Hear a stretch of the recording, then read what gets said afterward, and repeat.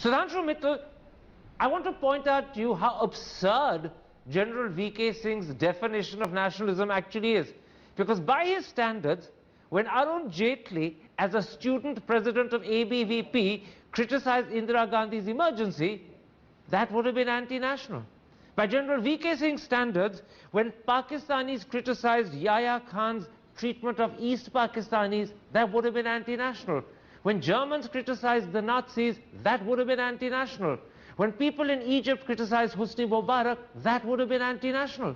Criticism of the country is not the same as anti-national.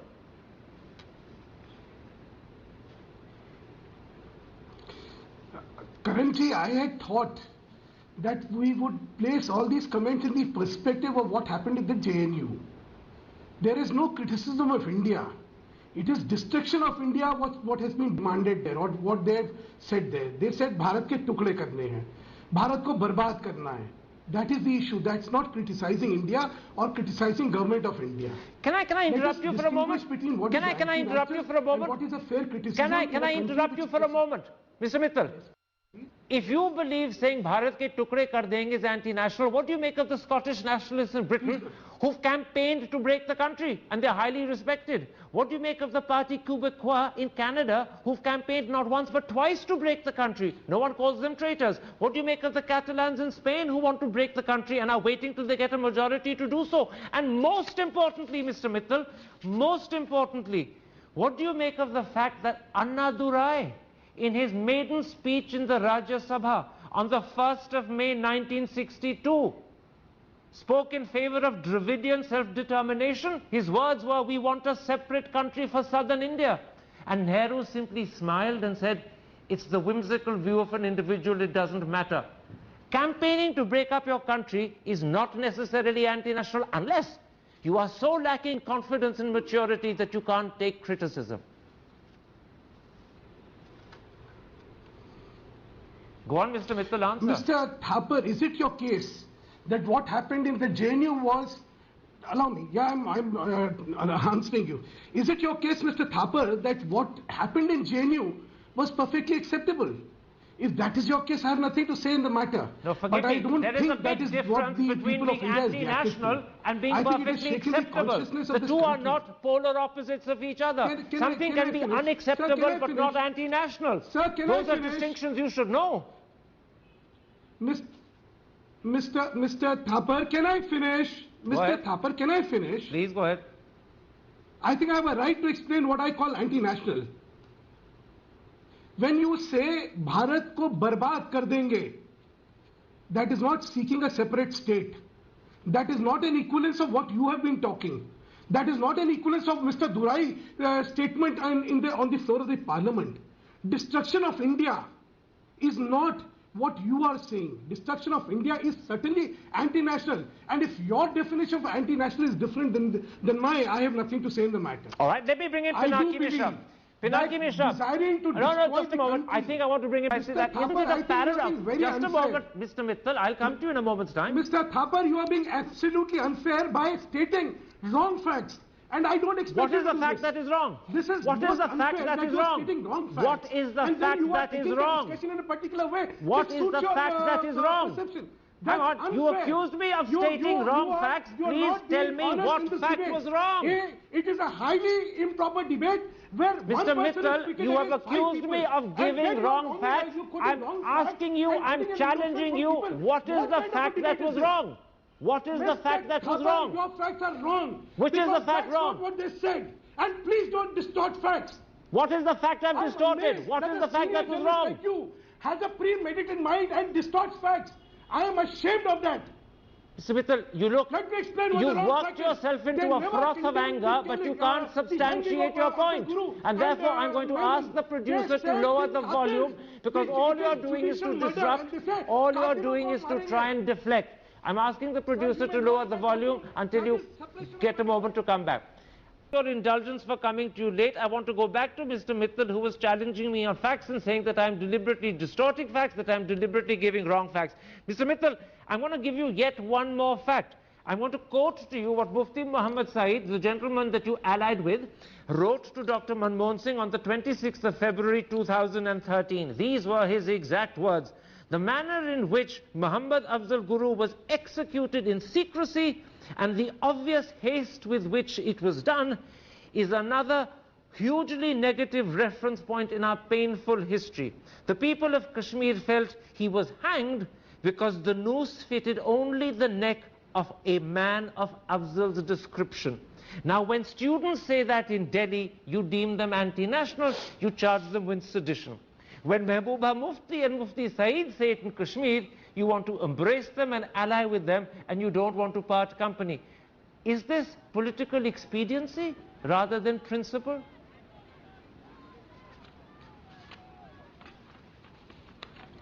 You are vindicating my allegation that you are deliberately distorting facts.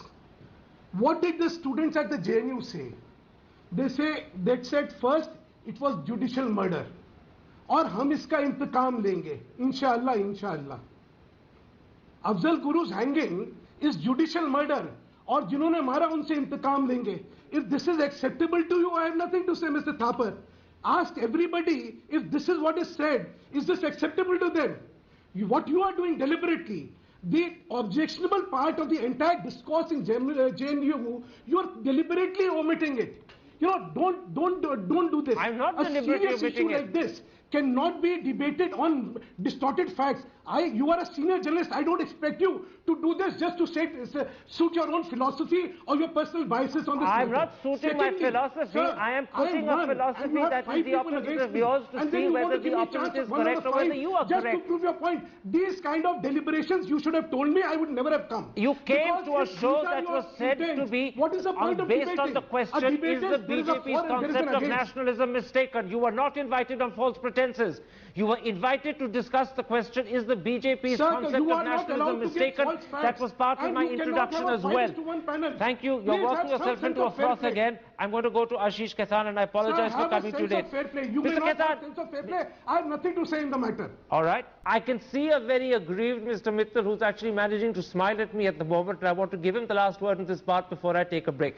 Mr. Mittal, when I compare Kanhaiya Kumar's speech, and I don't know if you've read the English version of his speech published by the Telegraph, but in the English version he says, and I think it's important the audience should hear what he says, I want to reiterate that JNU-SU strongly condemns slogans of Pakistan Zindabad raised by some unidentified people.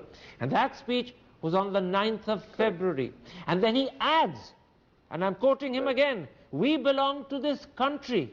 We love this country. We fight for 80% of the poor population of this country. For us, this is nation worship.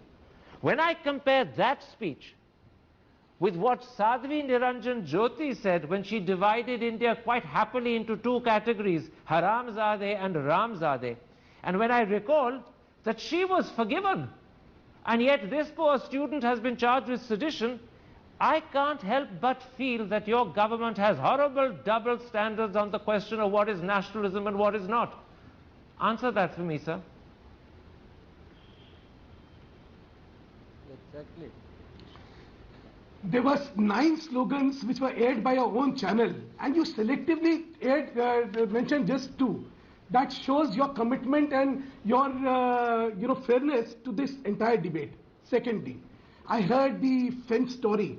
Sir, this is a country which is facing terrorism from a hostile country called Pakistan day in and day out.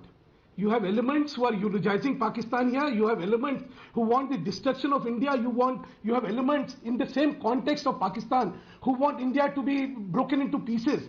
And that's not offensive for you. Yeah, that's for you that may be okay, but that's certainly not acceptable to me. Right. As far as what Mr. Kanhaiya had said, I'm sure, Mr. Thapar, you are not competent enough to know what the evidence with the police is available. And when a magistrate demands him to judicial custody, I think he's more knowledgeable than you about what Mr. Kanhaiya has said and what he has confessed to the police or what the evidence is. Mr. Thapar, allow me to finish. You give chance to everybody. If you have any moral courage, you will not suppress my dissent. You will not muzzle my voice. I am How could I Mr. possibly Thapar, you must give me a muzzle your chance, voice? because if You have a any voice that is commitment much to louder and fair more play, if you powerful have any than mine. commitment to dissent, you will allow me. Sudhanshu Mittal Sir, you will Zindabad, not I allow wouldn't me muzzle because your you are voice not for a committed to moment. defense and You you have have a double right to standards. free You speech. are As talking Voltaire about said, I dissent will fight being to the the order death of the for you day, to but say you will what not you give me the want, right. even though I disagree with it. Sir, you will not give me the right. I am giving you the right. Carry on, sir. You give me the right to say what I want. I am. Okay, I'm not stopping you. There's no let's look at the censorship. facts. The facts that the 7 slogans looked and taken in continuity with each other are clearly anti-national. And if By police your has taken cognizance interpretation it, of they have what is taken national, rightly. not And if necessarily the by court has Professor taken Nandis, cognizance that's of what the the police problem. has taken cognizance That's the of, they are problem. right. One man's And if the judicial anti-national That is is the another issue. What is national, what is anti-national? We're going to take a break at that point. When I come back, I'm going to switch to Sir, that. Let me put this to you. In the 1930s, and I'm sorry to use that as an example, but it's the one that comes to my mind. In the 1930s, Nazi youth stormtroopers would beat up people on the grounds that they were anti-national. There are many in India who are beginning to fear, I emphasize those words, beginning to fear, that after what happened to Rohit Vemula, what happened to Kanhaiya Kumar, that something similar could start in India. They feel and fear that the BJP could be using nationalism as a cover for suppressing freedoms and for suppressing in particular comments it doesn't like. Respond to that for me, and it'll be the last word on this show. Mr. Thapar, it is complete. Mr. Thapar, it's completely perverse. And like always, you talk about France and you talk about America. Do you realize that after the terrorist attack in both the places, the level of nationalism has gone to what extent? Please don't say nationalism has taken a beating. In fact, it's strengthened in both France and America. So don't distort facts. Don't give half-baked knowledge just to prove a point. It's completely farcical of you to try and prove something which is not there. Lastly, sir, BJP is not into the business of violence. And I'm giving we condemn violence of any kind. Nobody has a right to change law in law. I don't think I've done that, but if you can prove I've done it, I apologize for doing so, but as I said, I don't believe I've done it. I'm going to end by quoting to the audience a tweet from Arun Jaitley that has just gone out. The media has an unhindered right to report. Mr. Mittal, you're interrupting Arun Jaitley's tweet. Sir, you are interrupting your finance minister's tweet. Oh, won't Sudhanshu really love to do that? I am simply reading Karan, what your won't finance Sudhanshu really minister love has to do said. that? Don't interrupt him, sir. He's from your party. Won't Sudhanshu He's not really love to do anti-national. that, Karan? Don't interrupt him. Arun Jaitley's tweet, I'm reading it out for the audience. Mr. Mittal, I'm reading out Arun Jaitley's tweet. Please don't interrupt your finance minister. He's from your party. Show him the respect you won't show the rest of the guests on this show. Vice Chancellor are being appointed in Oh, dear Lord, Mr. Mittal, I think I'm going to have to get your volume